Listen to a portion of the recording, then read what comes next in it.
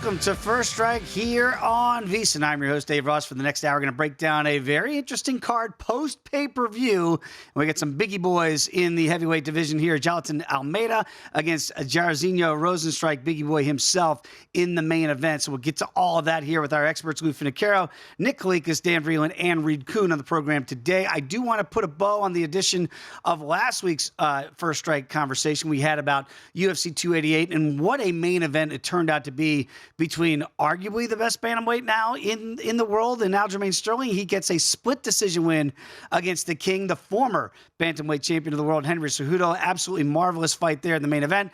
Co-main event, obviously we had some injury concerns. Gilbert Burns gets injured in that fight against Belal Muhammad. Cannot take that away from Belal. He gets the easy unanimous decision there as he tries to get in line for a welterweight title bout. But without further ado, let's get to the man that you can follow on Twitter at Gamblue. He is the host of the Bout Business Podcast, the one and only Lou Finocchiaro joins us once again. Lou, very quickly, before we look ahead, what did you make of the main event last week? I know I was on the Cejudo side, came up short there, but I think we were looking at maybe the best bantamweight we used to see against the best bantamweight currently in the world.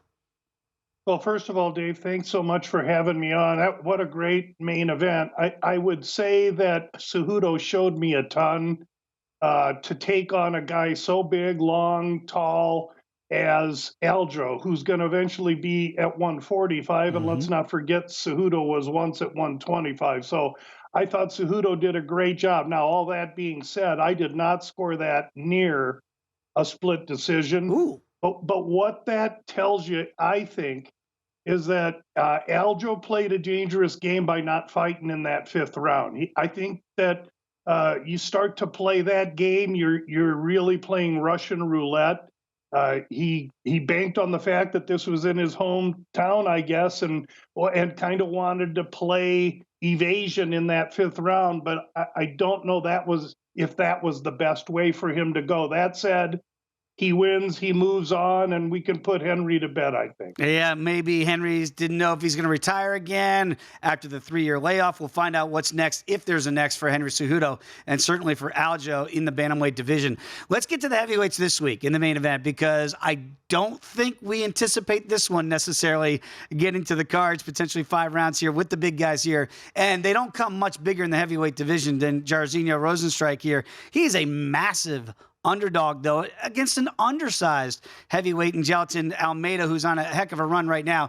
How do you kind of match that when you have a guy that's maybe a tweener between light heavyweight and heavyweight against a guy who's a true natural heavyweight and biggie boy? Yeah, well, I don't think Almeida is really a tweener any longer. I mean, he was when he first got in, but he realized quickly with his athleticism, strength, explosion, et cetera, and his BJJ acumen that he's a legit heavyweight. Now he's going to have to fight bigger guys, and we saw this with Jair. Rozenstruik used to come in at 242, 243 pounds. His last weigh-in, 261. Why? Because I believe he realized that he had to address the shortcoming in his game. He's very, very lethal at kickboxing, but he can't spell wrestling, nor does he have any takedown defense. And so being a singularly versed fighter, he has to address that. He did it with size. He's done it with takedown work, takedown defense work, but you don't learn wrestling in a year or two. Meanwhile, on the other side, you have Almeida, completely athletic, currently on the fast track to the top 5 of the division. No one disputes this guy's acumen whatsoever. That said, this represents a huge step up for Jailton Almeida. And you would think with his BJJ experience and expertise, he'd be quick to get this to the ground. Now, will he actually follow suit? Is that his plan? I really think that between Almeida's size, the fact he's stepping up to a guy in Rozenstruik that's been in with Junior Dos Santos and Ngannou, really competent fighters, I think he's stepping up enough so that this isn't the slam dunk people think it is. We just got some props, round propositions and such out from DraftKings. For this fight to start round 2 plus 110, I'm going to jump on that right now before it gets away and it turns to plus 100. to me, Rozenstruik or a vote for Rozenstruik or a bet for Rozenstruik can manifest itself in this fight starting the second round. And I believe Rozenstruik is versed enough to know what he's in for to play at least 5 minutes with Jailton Almeida. That's fascinating handicap because, again, as you mentioned, as we speak on a Tuesday, those numbers just coming out. And right now, for the total, again, potentially 5-round main event, it's at 1.5 and juice to the under at over $2 right now at 205.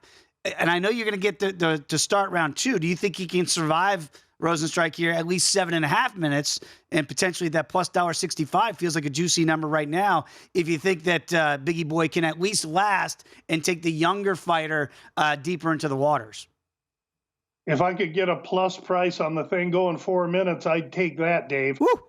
So I'm afraid of a round and a half because in that second round, perhaps Rozenstruik is a little bit tired of either running in circles like I hope he's going to be doing or defending the takedown. But eventually Almeida is going to cut that ring, get his hands on him, and get him down. And at that point in time, this fight's going to be almost over. Yeah, so again, we're not in the habit of laying almost $5 price tags here around town. It's come down a little bit in certain shops. Are you going to look to a method of victory then for Almeida here instead of laying that big price tag? And the problem therein is, are you looking TKO or DQ, or are you going to look for the sub, which right now, right around even money is, as we said, maybe you got to lay just a little bit. Yeah, I'm Mr. Safe Guy. I usually go inside the distance, which incorporates sub and DQ. But if you can see submission minus 105, inside the distance is going to be 140. And so I'm not so sure if that's really where I would want to go. If I wanted to throw an out and up and go for the bomb, I'd take Rozenstruik via the KO plus 450. That's where you go. If Almeida gets cute, you know, these wrestlers sometimes fall in love with their hands, and Almeida's shown power against very nominal competition in the heavyweight division. If he gets in there and walks into one, funnier things have happened. And Rozenstruik's a mean dude, and he's got a cross-check right hand that's pretty strong. Yeah, I'm right there with you. Again, method of victory here. Yes, you could say, well, what's the difference there? It's $1 difference. If you want to go up to Biggie Boy there via KO, almost $1 difference there, plus 450 versus the plus 380. So it does make logical sense. If you want to back the big dog here, you might want to even go bigger because that feels to be the only method of victory for Biggie Boy. Let's go to the co-main. This is interesting, obviously, in the light heavyweight division. Well, you got Johnny Walker against Lionheart, Anthony Smith here. You know, interesting guys. Anthony Smith, the guy that, you know, right there, title contender always. Johnny Walker maybe a rung below here. Basically a pick'em fight here. What do you make of this potential 3-round matchup? I make that no one knows what's going to happen when you see a pick'em like this, and I think it benefits us. I mean, on the one hand, you have youthful explosion, flamboyant striker, but since Walker's moved to Ireland, they've sanded off some of the flamboyance. But I almost wonder if that takes away some of who he is as a fighter by taking away some of his best gift, which is the flamboyant explosion that he expresses. Meanwhile, you got Anthony Smith, whose last fight was an egg layer against Ankalaev, and he came in hurt. He fought poorly, and usually when Smith, even though he's older now, but when he comes off a poor performance, the guy usually comes back with focus. He's back at his normal gym. And quite honestly, Anthony Smith, outside of age, if he was 3 years younger, he'd be minus 200 in this fight. He's the better fighter. He's more well-rounded. And I think if he can weather the first round against Johnny Walker, this is all Anthony Smith. I'll be looking to take Anthony Smith in this fight. Speaking of young guys, you look at Ian Gary, and again, this is going to be an ABC production here, so really welcome to the big time here and a free television audience, potentially across the United States against D-Rod and Daniel Rodriguez. Are we ready to lay a big number here against an up-and-comer, against a veteran in Daniel Rodriguez? Boy, you know, if this was Anthony Rodriguez, who actually fights a weight division up, I'd be really excited for this fight. But I almost wonder if Daniel Rodriguez is just at 35 years old, if his best is behind him. And I'm going to answer my own question and say, I think it is. I think this is a perfectly set fight for Gary to look good. And even though he's got poor strike defense and gets flushed, I think this is a favorable matchup for him by design, perhaps. I think that, Gary is a future Conor McGregor Irish superstar, and that's a part of the world that the UFC is surely inspired to continue their momentum there. I think this is a favorable matchup for Gary, and I don't think I can look to Daniel Rodriguez for much outside of a good round or two of competition for the young man. Got about a minute to go, Lou, with a lot of veterans on this card here. The immortal Matt Brown, Court McGee, Alex Morono, Tim Means. Is there a fight here as we sit on a Tuesday that's already caught your eye from maybe a pretty good standpoint of value? Yeah, I think that, I always dog search. And so in looking for one, I'm going to go to Silva de Andrade, who fights Corey Stamen at bantamweight at 135. Stamen's a good, solid wrestler, but he's good and he's solid, but I don't know that he's dynamic at anything.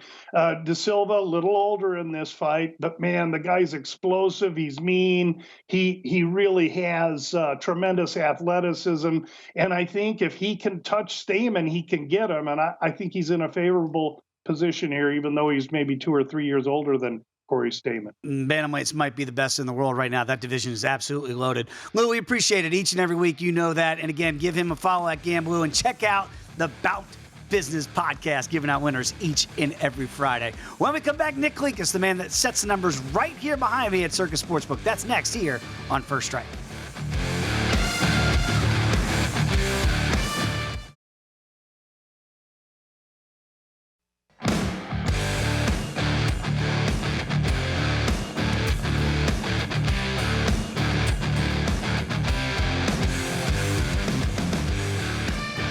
DraftKings Sportsbook is giving you plenty of ways to bet the UFC. Just download the DraftKings Sportsbook app. You're going to be able to bet on more than just the main event. DraftKings has great odds on fight lines, total rounds, and futures for all MMA events. Eligibility restrictions do apply. See DraftKings.com/sportsbook for all of the terms and conditions. Dave Ross back here at Circa Sportsbook in fabulous Las Vegas, Nevada. And every time you see this beautiful shot we have here at Circa, the man that sets these numbers that you see behind me here at Circa is Nick Kalikas. You can follow Nick as I do at Fight Odds. Does a great job at ESPN Live on the Line as well. Nick, always great to catch up with you, my friend. I do want to talk about this main event to begin, because when you have this, boy, I'd say inflated line, right, for Almeida here, I'm wondering where you opened it. And it feels like, if I'm not mistaken, some money coming in on Biggie Boy here to change those numbers ever so slightly? Correct. I opened it minus 505 to come back plus 400, and that was actually kind of market low, market average to market low. And we did get some sharp action coming in on the dog a little bit, which is not surprising. That's why I kind of opened it market low. I understand the narrative here. I understand the situation, but still, I think the line is a bit high despite everything kind of that's mixed into this equation. So we did get some dog action for sure, and the market did as well, and that's why you're seeing the line kind of trickle down a little bit. And we know here, as we talk on a Tuesday, Nick, it's going to be a lot of live movement as we normally see in certain fights, and certainly maybe some totals. So a potential 5-round main event, we see it open about 1.5. So I know a lot of people are going to go, oh, man, I get some plus money here, plus $1.65 for this fight to go at least 7.5 minutes. Is this buyer beware? Do you think it could be a quick night on ABC? I mean, that's why you're seeing the 1.5, obviously. And there's paths to victory for both gentlemen here. Obviously, with Almeida, it's the ground game. If he gets a takedown, he might only need one. So it's hard to survive on the ground with this guy. So that's why you're seeing the total probably finishing inside of round 1. And the other side of it, if he doesn't get the takedown, there's a good chance he gets sparked and maybe gets put out on his back as well. So it's Biggie Boy, Rozenstruik by knockout, or Almeida on the ground by either TKO, ground and pound, or submission. That's why you're seeing the total where it is. But we are market-wide starting to see some action coming on the over. Rozenstruik's submission defense overall, to this point at least, has been pretty solid. You know, Nick, it's interesting you say that, the method of victories. And I think we've tried to do as good a job as we can in the last, year and a half of the inception of this show here, First Strike, to try to educate the gambling audience about methods of victory that might be sometimes a better way to go than just seeing those big numbers out there. So to the Biggie Boy prop here for KO, yes, you can get him at, about 380 here if you want to just play him straight up. But really, is there another method of victory? Because it seems very unlikely by a 20-1 prop that he gets it done by decision, and by sub, he's just not known to do that. So do you think that if you're going to back the dog, you should back the 450 prop here of KO, TKO, or DQ? Yeah, I mean, the problem is though, if you're getting close to plus 400 out there, if you could still get that number, if the market's kind of lagging behind, I would probably take like I see on the screen right now like plus 415s out there or so. So I would still take it straight because if you're getting plus 450, there's a little bit more value there, but not drastically enough. And you never know. I mean, we could see this fight. I don't think it hits 5 rounds or goes to the cards, but that's where you're kind of, being a little bit more safe. But yeah, I do think you're absolutely right. If Rozenstruik wins this fight, it's going to be by KO more than likely. So maybe take a stab at the KO, especially like I said, if there's different prices out there that you can shop around. Yeah, it's interesting too, Nick, because I think what your point there is, there's just because there's not a big variance between his regular price tag versus the KO prop. Then this might be one of those cases where you, in case the unlikely scenario happens, you safeguard yourself, just don't get the best of the price for the simple play of a KO. So sometimes you see the variance in those, but without that variance there, if you want to go with the dog, you might just want to play the safer number, if you will, at plus 3.8 or close to $4. When you look at the co-main event, and I know you look at a guy like Anthony Lionheart-Smith, and again, this card's on ABC, right? And so they're going to go, hey, I know him. I know the Lionheart here. It's basically a pick 'em against Johnny Walker. A lot of fight fans certainly know Johnny Walker. What do you make of this as relatively a coin flip right now, at least in the odds maker's eyes? It should be a coin flip type of fight, to be honest with you. It's a great matchup. I'm really looking forward to it because, the winner of this fight's going to take a huge step up. And it's kind of cater-made towards Johnny Walker in a way. I know it sounds crazy, but I mean, it's just so hard to trust him. His durability at times, when he gets sparked, he gets put out so bad and so quickly. And Anthony Smith obviously is the veteran fighter. He's looked really good, especially early on in fights. So that's why I could see it realistically going either way. I think if Johnny Walker doesn't get knocked out in this fight, he probably wins this fight. But at the same time, there is a good chance he might get sparked and get caught early on. So I think this is an excellent fight, excellent line, very difficult to bet either way. But I'm slightly leaning myself a little bit more towards Johnny Walker, but I'm worried about that durability for sure. Again, sometimes we talk about correlated plays a lot in this show. Again, that total right now, potential 3-round matchup, is at a round and a half.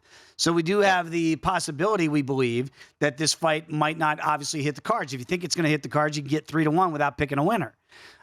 If you're doing a correlated play, is it Johnny Walker in the over, and would it be Anthony Smith in the under? Do you see any correlation there potentially if you don't think the fight hits the cards? I mean, honestly, I think both of these guys can finish, so it's a little bit trickier here than normal. But I do think it's probably Walker in the over because Anthony Smith's durability is a little bit better. I mean, he's been in there with so many good fighters. I mean, John Jones, you know what I mean? He's been in there with the best of the best, and he made it in deep waters with those guys. So he should be able to make it in deep waters here against a guy like Johnny Walker. But again, the finish is always possible and always there. So I do think it's correlated more. So maybe Walker and over and Anthony Smith and under if there's a correlation here. Yeah, very interesting. And again, if you do think it could. We've seen it before where sometimes these fights that we just assume will never hit the cards, if it does go there, obviously by finish, you see that the props there, but by decision, Lionheart is plus 450. Johnny Walker, even a big number there, about 6-1 here to win via decision is what I'm seeing there. But the fight just to go the distance, $3. But I'm with you. There's a lot of finishing potential on both sides. I don't know if it's going to be fight of the night, but just when you look at the names, right, and you see the immortal Matt Brown against Court McGee, that feels like a tailor-made fight for a TV audience here on ABC for two guys that have been around the block. And look, Matt Brown's 42. Court McGee's 38. So we got 80 years of octagon guys getting in there. What do you make of Matt right now being almost a pretty sizable dog here, plus $1.75? Man, it's tough because I love me some Matt Brown. Of course, he's an Ohio guy. His career throughout the UFC has been one of the best because, I mean, as a fan, you got to get behind every one of his fights. He's a warrior. He gets out there and just puts it on the line every time. And, I mean, some of his performances, he's just an awesome fighter, one of the fan favorites across his whole career. But I think stylistically here, it is a tough matchup. I think McGee has a little bit more left in the tank, I should say. He's got more paths to victory here. His striking has been criminally underrated throughout his whole career. So McGee, he's kind of more known as a well-rounded, solid fighter. But again, his boxing's not bad. He's got the ability to wrestle, take you down, and he's got the better submission advantage as well. We have seen some sharp action come in on the McGee side. I do think it's right. Unfortunately for Brown, I think it's a tough spot for him, especially late in his career. I think McGee has a little bit left in the tank, more left in the tank. What surprises me a little bit, Nick, about this is when I look at the round prop at over 2.5 right now, juiced heavily, minus $1.75. So you mentioned the finishing potential of Court McGee. Is that the more, if the under is going to hit and you get that plus money for the under here, 2.5, then you're probably backing again correlated play that Court McGee is the guy that is going to get this thing done inside of 2.5 rounds? I think so, yeah. I think it is that way. I mean, obviously, Matt Brown is a finisher. He's been throughout his career, so you can't con him out there. But again, as far as durability at this point, I do think his Court McGee is a little bit more durable, and he's got more paths to victory here. So I do think that it probably trickles over 1.5. These guys have enough left in the tank that they can make it 7.5 minutes in this fight. So that's why you're seeing some action come in a little bit more so on the over, or I should say 12.5, whatever the case may be in this spot, because it is 2.5 rounds, right? There's going to be some alternative totals that are set 1.5. You're going to lay some serious chalk in that regard. But in this spot, I do think that these guys have enough left in the tank possibly to be a little bit more, but it is tougher at 2.5 rather than 1.5 for sure. I want to get to one other fight that you've identified here. Carlos Ulberg's a very interesting fighter. He's a big favorite here against Ihor Potieria. What do you make of Potieria here over right now? What am I seeing? About a $3 betting underdog here. What do you make of Ulberg in this big favorite spot? I think he should be good here. I mean, Potieria has some danger for sure. And Ulberg, I mean, we've seen kind of glimpses of some flaws in his game early in his career, but he seems to have addressed those issues so far. I mean, again, it's kind of a small sample size, so it's hard to really trust Ulberg all the way. But man, he's looked apart as of late. This guy is just, I mean, he has everything, right? He's the markability, the looks, the size, the power, the skill set, everything. So he should be the rightful favorite here. I think he's just offensively going to be a little bit too much for a guy like Potieria. But again, another spot where at the price, it's just too much, too hard to kind of lay that price. I would stay away from it personally. Very quickly, speaking of guys that we think are kind of tailor-made for this card, showcase events, Ian Gary's another guy in this card, as you mentioned with Ulberg, that I think the company would like to see win. But it's a big price tag against D-Rod here against Daniel Rodriguez. What do you make of Ian Gary coming over here to the United States trying to put on another show? Man, I love Ian Gary. He's been so good, so smooth. I mean, I love his attitude inside and outside of the cage. I mean, striking ability offensively is just great too. He is in a tough matchup here against Daniel Rodriguez. I mean, a lot of people are surprised how big this line is because D-Rod has been getting some serious respect. He's been in there with some solid competition. He's kind of been fast tracked, so to speak. So now with Ian Gary matching up with him here and being such a big favorite, and the sportsbooks are receiving sharp action on the Gary side, it's kind of a head scratcher to a lot of people as well. And we're going to see some dog action come back in on the Rodriguez side, because if there's any flaw to Gary's game, it's kind of that kind of tall man's defense, if that makes sense. He has been clipped in the past. Defensively, he needs to tighten things up a little bit more, but offensively, he is the man. I do like him in this spot. I think he comes through and shines here. Give Nick a follow as I do at Fight Odds. And again, I see that Golden Knights hat. Let's go Vegas, baby. Great hat and great info from Nick Kalikas as always. When we come back, Dan Vreeland going to Boston next here on First Strike.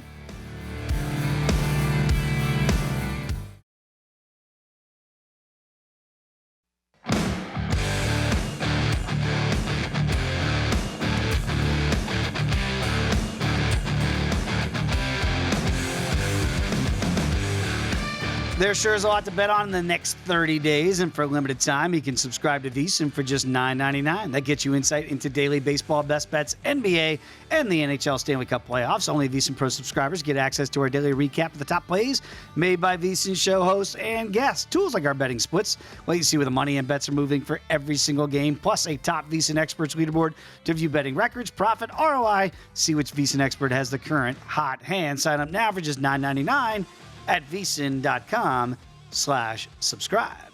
Back here on First Strike in Las Vegas, let's go out to the great city of Boston. Dan Vreeland is standing by there. Follow him on Twitter, as I do, at Gumby Vreeland. And Dan, we always like to ask you this each and every week. Britton has put me up to this weeks ago, and it's working out like a charm.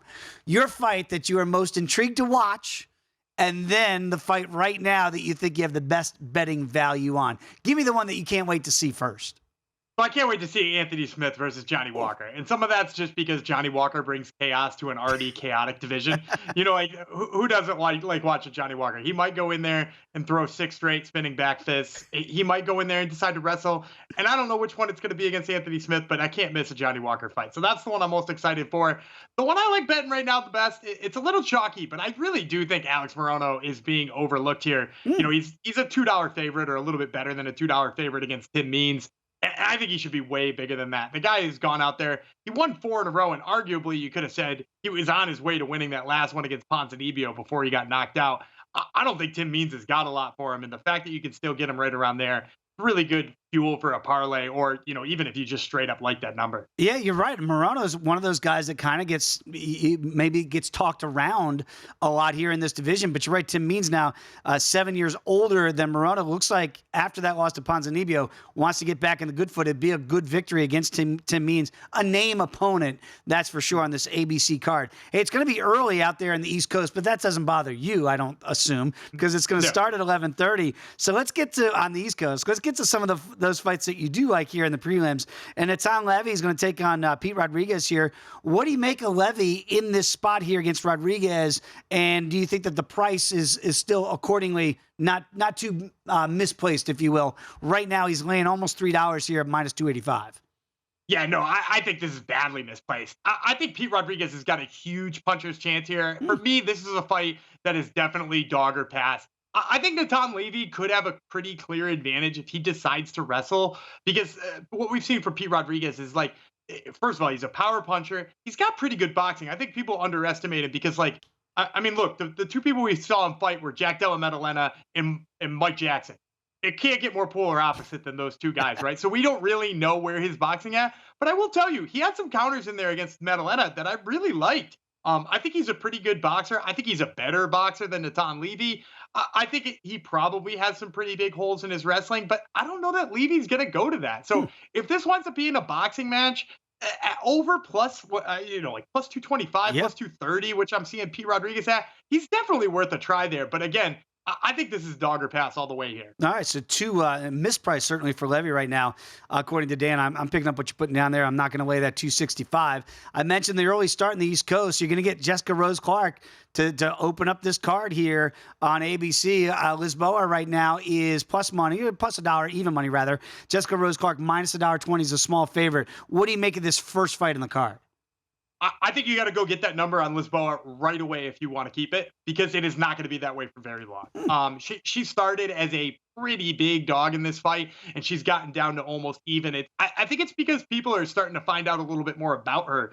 She was kind of an unknown name. She didn't come to the UFC the same way as a lot of other, up-and-comers have, through the Contender Series, through the Ultimate Fighter, through one of those promotions that exists on Fight Pass and is really easy to watch. Instead, she's just kind of from the unknown regional scene in Brazil.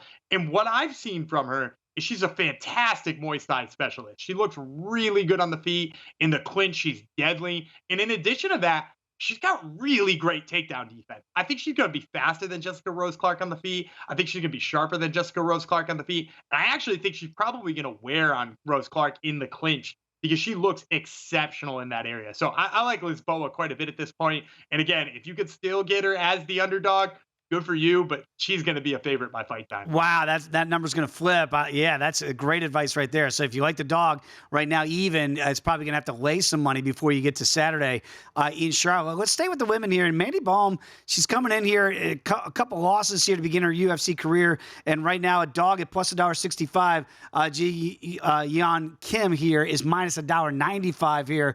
What do you make of Kim as a $2 betting favorite? I actually still have a lot of faith in her. She's on a huge losing streak. I think they said it was 4 fights she's been on a losing streak. But that's not really completely accurate. I really think she beat Priscilla Cachoeira, and I think people are really misjudged that fight pretty badly. So I think she's really more. That's still 1-3 in her last 4, which isn't perfect. But her output is really great. The thing about Fire Fist is you're never going to see her go in there and throw punches that look like they knock people out. But she's going to land 100 strikes in just about every fight she fights. And if you look at Mandy Baum, the biggest problem she's had in her UFC tenure is just that she's not able to get off her strikes. She's hesitant. She's only landing like 2.68 strikes per minute per minute. And really, the problem with that is that Fire Fist has landed over 5. So like the volume's going to be there for Ji Yeon Kim. I don't think Baum is going to land enough, and her grappling just isn't good enough to get down Ji Yeon Kim. So I think it's priced accordingly. I like Kim here, and more importantly, just like, feel free to throw this fight going on the over in any parlay you want. Yeah, that's probably more than likely going to hit the cards, certainly priced in at this stage. Cody Stamann, this is an interesting fight against Douglas Silva de Andrade here. And right now, Stamann is minus $1.55, de Andrade plus $1.35 here. Stamann is a fun fighter to watch, but is he going to be in peril here as a small favorite here at $1.55? I actually think he is in peril here against Douglas Silva de Andrade. I think de Andrade is sort of, again, kind of a guy who's underrated. If you go back and you look at his fight with Sandor Magomedov, he looked exceptional at certain points in that fight, especially the third round. He picked up and he slammed Sed in that third round, which is, not an easy thing to do. He was on his back a couple of times. Yeah, he didn't win the fight, but he was right there in the third round, and he looked good in the third round. Conversely, if you go back and you look at Cody Stamen's last fight, he beat Luan Lacerda, which is obviously, a pretty good win there. But Lacerda did the same thing to him in that third round. Lacerda got in on the legs. He got underneath the hips, and he took him down a couple of times. And for me, that's particularly worrisome because where Cody Stamen won that fight was when he was moving forward in the first and second round. And then in the third round, when Lacerda was like, I'm just going to go for it, he had trouble. And Douglas de Silva de Andrade does not wait. He gets after it from the first bell to the last bell. He's got 15 minutes of cardio. As long as he decides to move forward nonstop in this fight, I actually think he's going to have a pretty easy time getting Stamen to the clinch and getting him down and probably winning a decision in this fight. I think for casual fans on this card, they're going to look to the Immortal Matt Brown against Court McGee and go, that's the fight I can't wait to watch on this card. What do you make of these guys combined octagon age of 80? Yeah, this is insane. And they're two guys I love to watch too. I've interviewed both of them. They're super nice guys. But at the end of the day here, I think the problem with Matt Brown is he just kind of loves the tie clinch too much. When he gets in clinches with guys who want to clinch with him, he goes to the tie plum. He goes to the, two hands on the edge of the head. He goes to a single collar ties. And really what that does is it sets it up really easy for double leg takedowns. It sets it really up for chaining things together. And that's what Court McGee wants to do, right? Court McGee doesn't want to sit here and box with Matt Brown. He doesn't want to sit in the clinch for all day and try to, throw tie knees in there. But what he's going to do is he's going to let him get that tie plum. He's going to get down to the legs. He's going to take him down. And we're going to see the same Court McGee that just kind of wore out Ramiz Brahimaj. And I think he's going to probably take this one too. All right, so I got to lay $2 here for Court McGee, but that does feel like the right way to go. Very quickly, in the main event here, and again, we don't want to get in the habit of laying these big price tags and these big favorites. Almeida, you can understand why as the younger fighter against Biggie Boy here, but Biggie Boy is a much bigger man, probably about 30-plus pounds north of where Almeida's going to come in here. Do you give Jairzinho a puncher's chance here? Do you think Almeida eventually gets his fight down to the ground where he's going to look for a sub? Yeah, I think he gets this to the ground and he gets his submission. And you can get, like you said, big, heavy money on him as the favorite here. But if you want him by submission, you're getting it close to even money. I've seen it at like plus 100, plus 120. Mm-hmm. You can get pretty good money for Almeida here. And I think he's going to get it down. You mentioned the size. Obviously, that's problematic. I really wish Jailton Almeida would just go back to 205. I know the UFC likes him at heavyweight, but I think he could be a champion at 205. I think he could be a champion here. I think this is priced accordingly. One takedown is really all it's going to take because the gas tank of Almeida is just going to be too much here for Biggie Boy. And again, if you want to get risky with the over, got about 45 seconds, you can get plus money for over around a half. Do you think Biggie Boy can survive 7.5 minutes here? Ooh, I kind of don't. And the other thing is too, is even if you don't like Almeida in this fight and you really think that like Biggie Boy's got a puncher's chance, it ain't going to happen late in the fight, right? Like nobody's going late into this fight. 1.5 is really right on the edge of what I would imagine is possible here. But the thing about Almeida is he's not a guy who finds himself comfortable on the mat. He just goes for it. So give me the under. The dogs are barking at your house, but not in the main event. So says Dan Vreeland. Dan, appreciate it as always, my friend. Enjoy the fights on Saturday. When we come back, we're going to Washington, D.C. Catch up with Reed Kuhn next here on First Strike.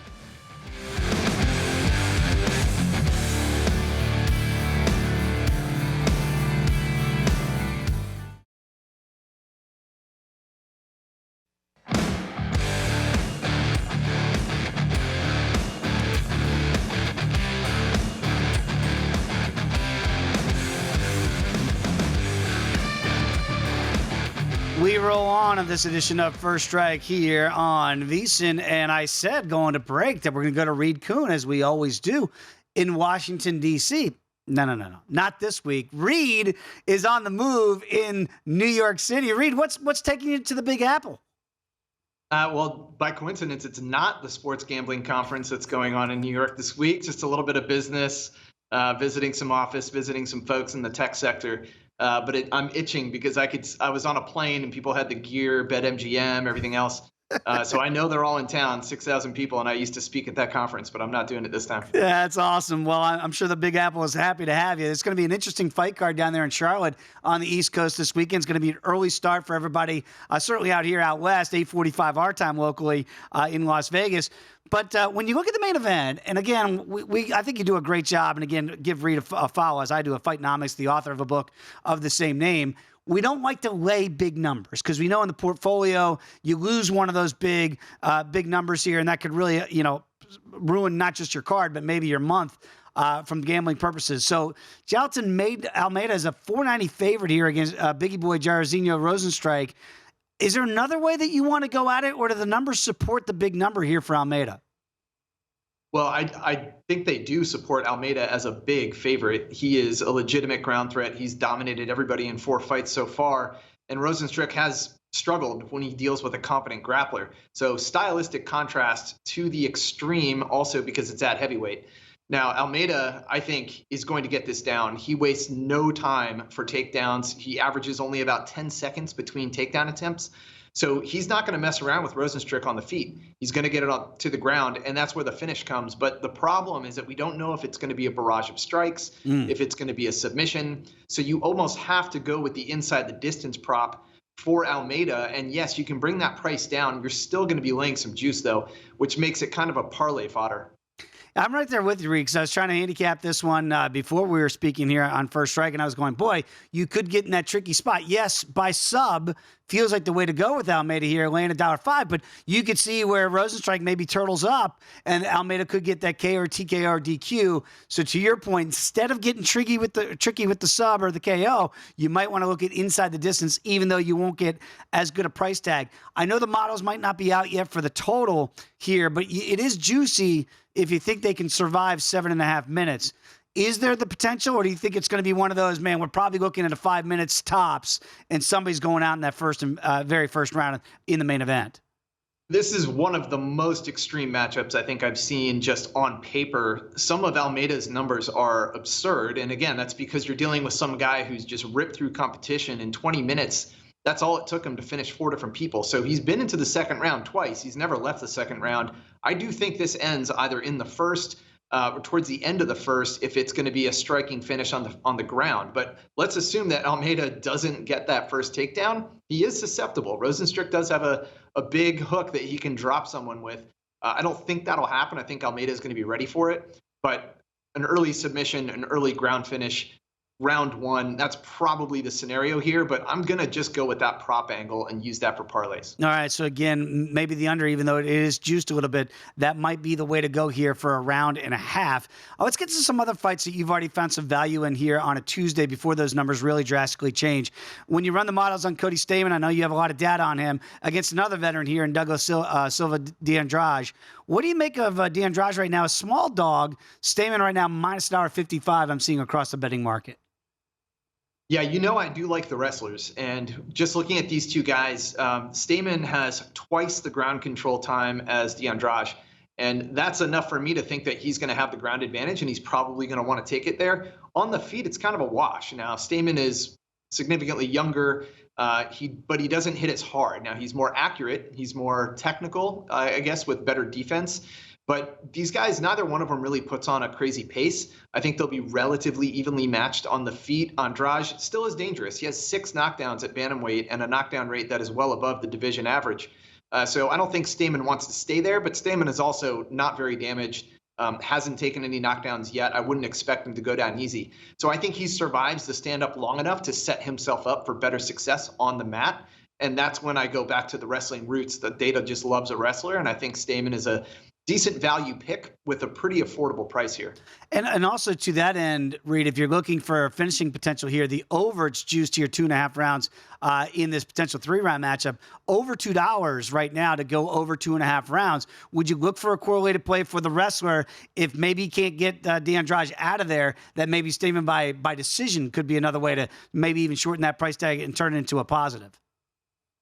With juice on the over, I might avoid that one. I do think Stamen might have chances to finish. Andrade is 38 years old.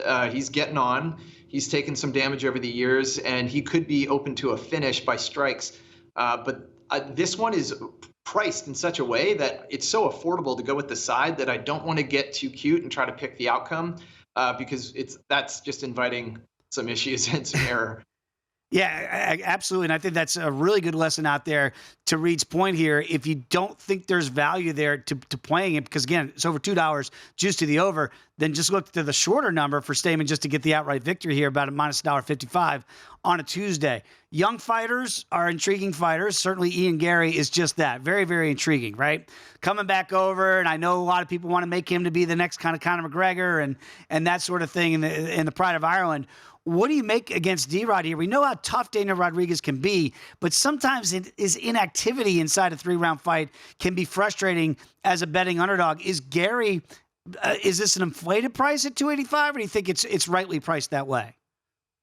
I think it's rightly priced. I'm not sure if there's a ton of value. I am going to be picking him, and I sort of agree where the price is landing, so I agree with him as a clear favorite. And just point out a few things, like the age differential is enormous here. You don't normally see an 11-year age gap between two fighters in the UFC. And D-Rod, as capable as he's been with his hands, he has very accurate punching. He's not a power puncher. He's not a knockdown artist. He does have a few knockdowns. They just don't come at a very good rate. And so you mentioned like sweating him, watching him fight. I think I've been with you one time watching him fight. It can be a little nerve-wracking thinking, is he doing enough? He just doesn't really step on the gas when he should. And when you think about someone getting older, strength is the last thing to go. What goes first is defense and like speed, hand speed, reaction time. And Ian Gary is going to look like he's fighting at a different pace when these two guys go head to head. And I'm kind of banking on that biological difference. And so that's why I like the younger fighter here. He's also very accurate with his hands, but he's going to be way younger, way faster. And even if no one's getting a knockout, in the first round, I think it's Gary who's going to be landing more combinations. And Reed, I wonder if the numbers support, again, you see the total here for 2.5, juice to the over, minus $1.55. We know how tough D-Rod can be.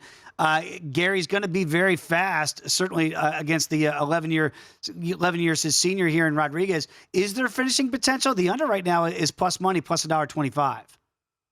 There is finishing potential because there's always finishing potential when you have two guys who are going to stand and bang, and neither one of these guys attempts takedowns. I mean, it's almost nothing on the ground. And so you're going to have 15 minutes of them going after it. And in a fight like that, the finish rate is, 50% plus-ish at welterweight, roughly. And so you got to think it's a coin flip that this is going to end by strikes. And so if you're going to give me some plus money on the under of 2.5 rounds, I might take that. I might even do a small lottery prop on Gary by knockout. But again, this is one I think is adequately priced, and Gary might be part of that parlay with Almeida inside the distance. I wonder if you're going to look at Alex Morono to put him in some parlays here, because again, he's over a $2 betting favorite against the veteran Tim Means. So we know Tim Means, you got tons of data, and I know you have a lot on Morono too. What do you make of the price tag here, minus 225 as we talk on a Tuesday? Similar to Gary, I think he is a deserving 2-to-1 favorite. I'm not going to go crazy. It's not going to be my biggest bet, but if you're looking for building blocks into those parlays, Morono is another one of those guys. This card seemed to has a lot of those. But Morono, he's a slick striker. He's one of those guys that's kind of crafty in the way he comes across. Doesn't look like a world beater, almost like a Jorge Masvidal, but he is a game fighter, clearly. And so I like him. Tim Means is more of an efficiency play. He's a veteran. He's been around. He's also 39 years old, and he's taken a lot of damage over the years. So he's a safer play against the less experienced talent. Alex Morono is not that guy. He has 198 minutes in the octagon. He's just as much of a veteran as Tim Means. So I like Morono fighting a little bit smarter. He's not going to fall into any traps. He has the experience, and he's probably going to look like the more technical striker in the exchanges. Only have about 30 seconds, but did you need any more data on Matt Brown and Court McGee? Oh my goodness, 80 years old combined in this matchup. What are the numbers showing there very quickly? Surprisingly, they're leaning McGee, and so they agree with him as a favorite here. I didn't expect to see that. I thought Brown, given how damaged McGee is, Brown is the more dangerous guy on the feet. He's got the elbows, he's got all sorts of crafty striking, and he's very tough.